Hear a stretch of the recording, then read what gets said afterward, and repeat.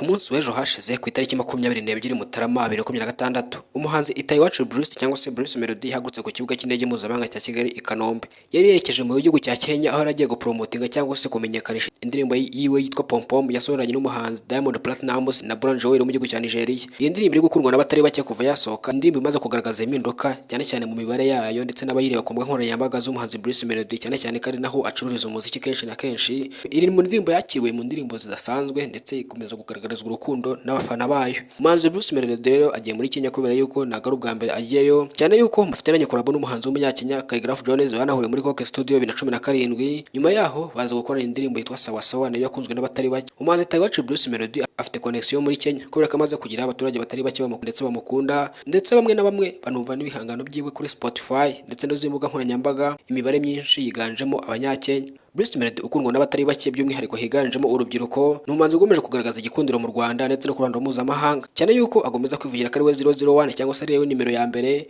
n'abafana bamwe na bamwe biwe bakanabishimangira bavuga yuko ari we muhanzi wa mbere mu Rwanda. N'umuhanzi udaterwa ipfunwe no kuvuga hari umuhanzi wa mbere mu Rwanda, n'abandi bantu bamurebera bya hafi barabimwitira bakamwita umuhanzi wa mbere. Bruce Melody wigirira icyizere kandi uzi kuganira cyane, ni umugabo wubatse ufite umugore n'abana barenga 2. Bruce Melody kandi ni umuhanzi ukundwa n'abatari bake guhera mu mwaka wa 2012 ubwo yatangiraga umuziki wiwe. Bruce Melody kandi mu mwaka wa 2018 yaje kwegukana Primus Guma Guma Superstar ku nshuro ya 8 cyangwa ari nayo ya nyuma, ibintu byakunzwe n'abatari bake ndetse Bruce Melody agomeza kwigaragariza abatari bake. Bruce Melody kandi yagomeje akora collabo mu bihugu bitandukanye, azenguruka East Africa yose akora collabo ndetse muri Nigeria n'ibindi bihugu, Leta Zunze Ubumwe za Amerika. Nk'umuhanzi wamenyekanye cyane n'umuhanzi witwa Shaggy uri ku rwego mpuzamahanga wakoranye n'umuhanzi Bruce Melody indirimbo yitwa When She's Around basubiyemo.